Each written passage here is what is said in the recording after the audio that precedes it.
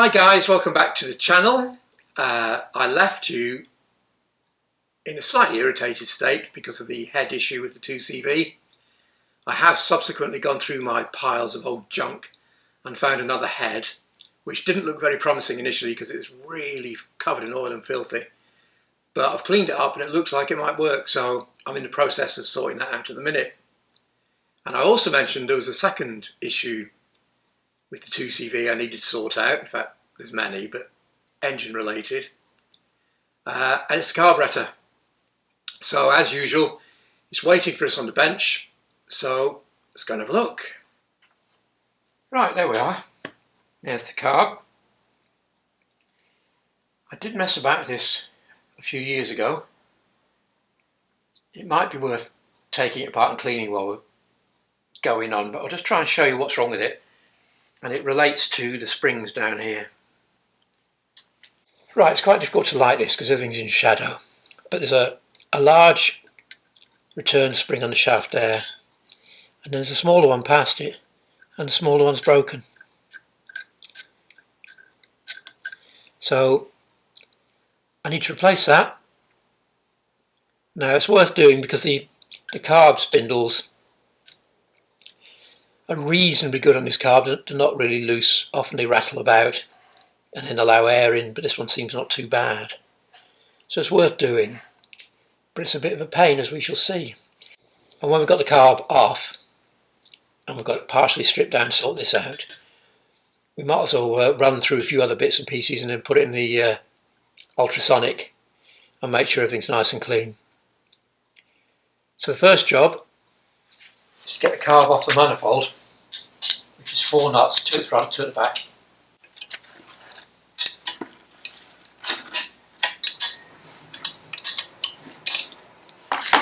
Anyway, I'll come back to you when the nuts are off.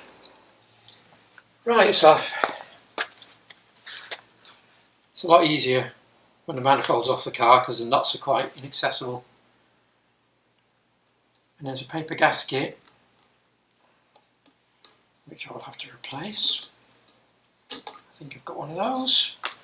And then there's a spacer block. It looks like Tufnell or something similar, which often cracks up. This one seems very good, so it often crack. No, that looks good. Right, onto the carb. Okay, so the underside of the carb, there's our spring. There's a shaft runs straight through there, through this little flap, and out into a securing nut. So we've got to get the flap out, which is held by 2 crosshead screws. Now you won't be able to see this, I don't think, but often the back of the screws are burred over to stop them coming undone, and I can't get the camera in close enough to show you that, so I'm going to have to get the torch out and check whether these are, or whether they're not. If they are, I'm going to have to gently file the edge off, but I shall see. 1 minute. Right, they don't look that bad on this, so I'm going to try and undo them. See how we get on. I will Loctite these back in, I think, when I put it back together.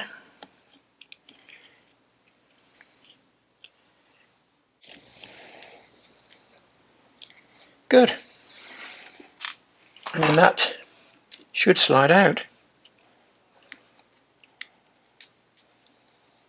There we go. Slightly sticky. Okay, so if we're lucky and we undo that, which is 11 milli, is it? Yep. Socket, I think. Try that again. Yes, there we go.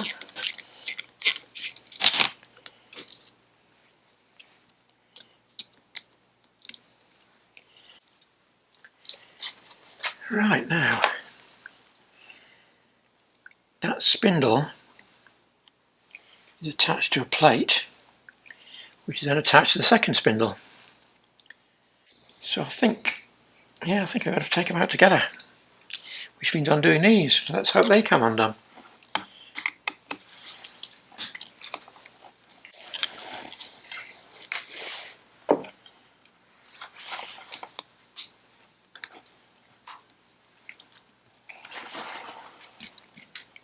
There we go. Right, the spindle has got an E-clip on, so hopefully that one won't push out. Right, so that one should come out now, yeah. Lovely.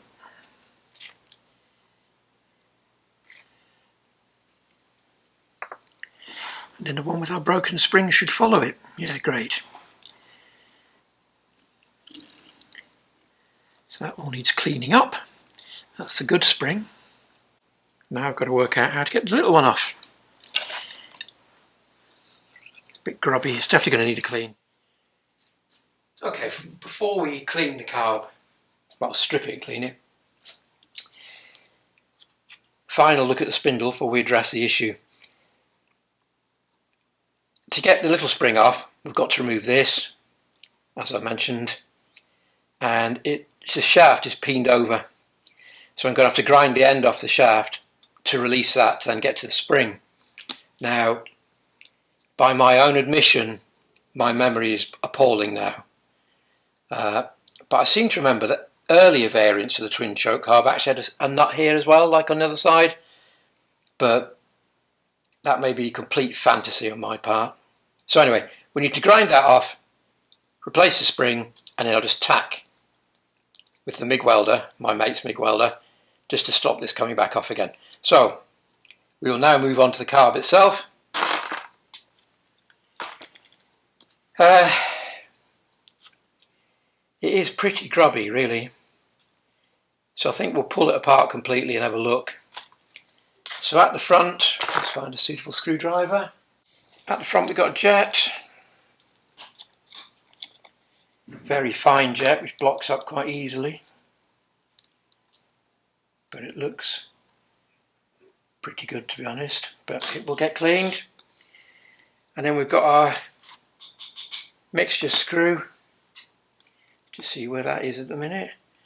Half, 1, 1.5, 2, 2.5, 3, 3.5, 4, 4.5, 4.5 out.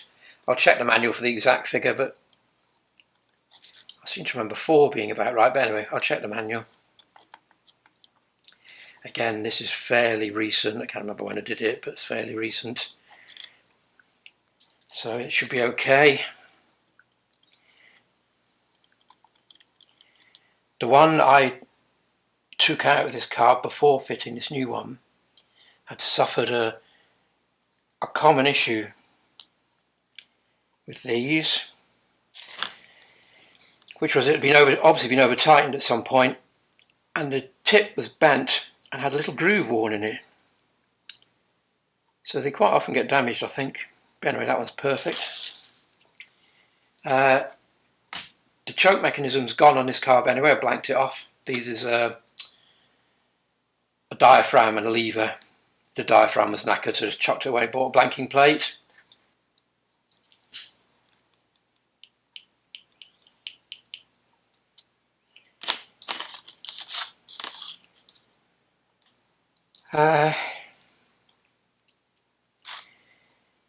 Diaphragm. The diaphragm in this, from memory, was Dutch, came from Holland, and the original Citroen ones are a bit firmer than this. You'll see when it comes out. I mean, it seems to work. Just the original one seems a bit firmer.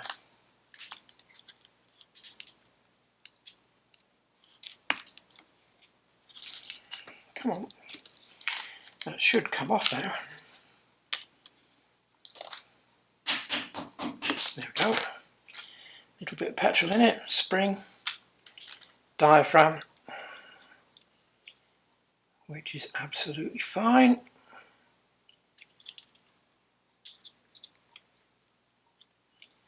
Slightly corroded, but not torn. So that's good. Right, so take the top off, I think. Selection screws around the outside, 6 I think from memory.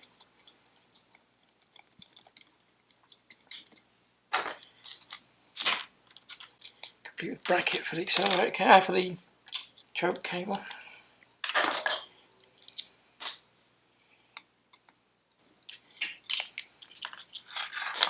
Right. There we go. Float needle looks okay. I set the float height so you can see the gasket's new, or reasonably new. So I think we'll take the float needle out, which lives under there, which it should be 11mm I think. Although some were 14, but I can't remember which ones. Yeah, 11. Gasket for the choke thing.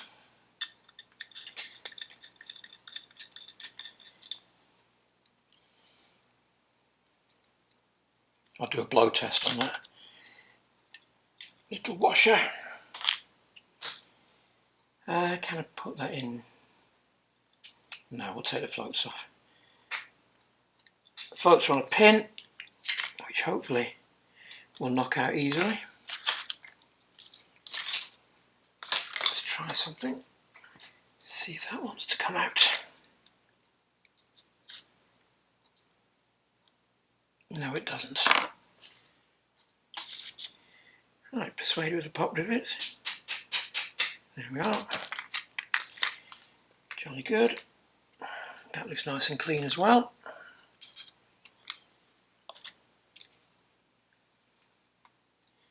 Carefully remove the gasket. I might actually have a spare of these, I'll have a look. If not, it's not bad, this one.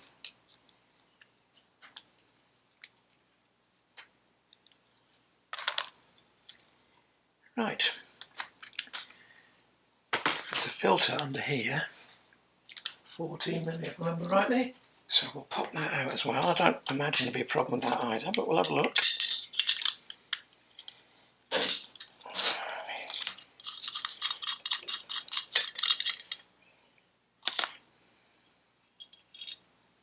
No, clean as a whistle. Tiny, tiny bit of grit there. That's all looking good so far, so that can go in as it is. Got 2 jets there. Got another jet tucked away in there. And a final one right in there, which is accessed by taking that out. So we've come this far, might as well do the whole lot.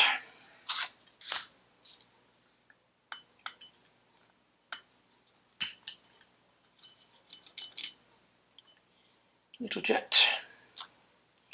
This should be longer.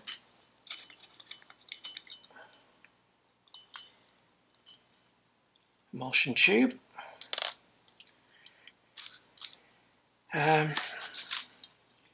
Slightly awkward to get these, we'll get this off first.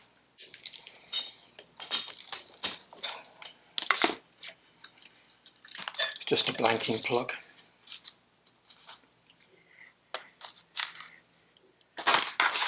And then a thin screwdriver in there to get on the jet.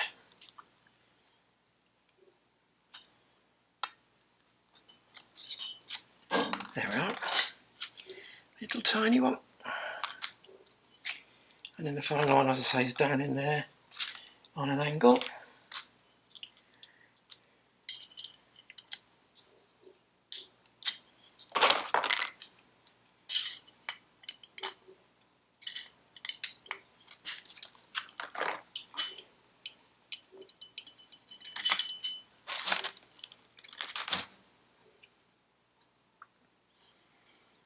They'll look good. And then we've got this tube.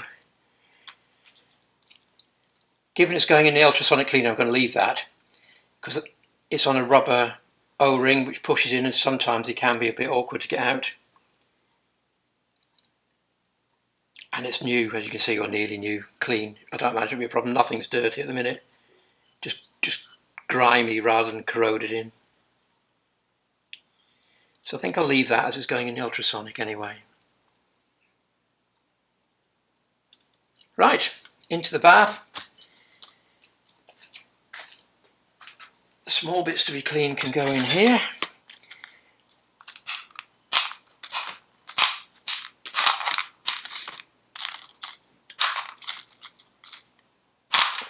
I'll put it all in. Won't do any harm.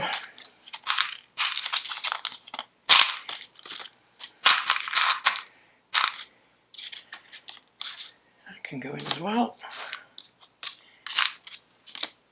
Right, back to the spindle. Right, the carb body's out of the cleaner. It's much better. Nice grey, matte grey everywhere. But there is a problem. I ground off the end with a spindle, which is there. And then I noticed this was spinning round, and I'm pretty certain it shouldn't spin all the way round, to be honest. And that collar should come off. So I've tried getting off, and it's not going anywhere, because I want to look at that. There's the spring that broke. But as I say, I'm given this interlinks with the other spindle. That's got to be keyed to that shaft somehow. Which is a problem. So I don't think I've got a decent carb anywhere else that I could rob bits from. I'm going to go and have a look. But carb's the one thing I've not got a lot of. So I've got to leave it here for the minute until I find out what I'm going to do. I think in the short term, because I've got to go away very soon to France, I'll clean up the head, pop it on, put the LN carb on. There's a separate video about the LN carb. Have a look at unusual carb while I try and find out something to sort this out with, and then rebuild it. So that's going to have to be it for the moment, I'm afraid. Sorry about that, but you never know what you're going to come up against. So, thanks for watching. I'll see you again soon.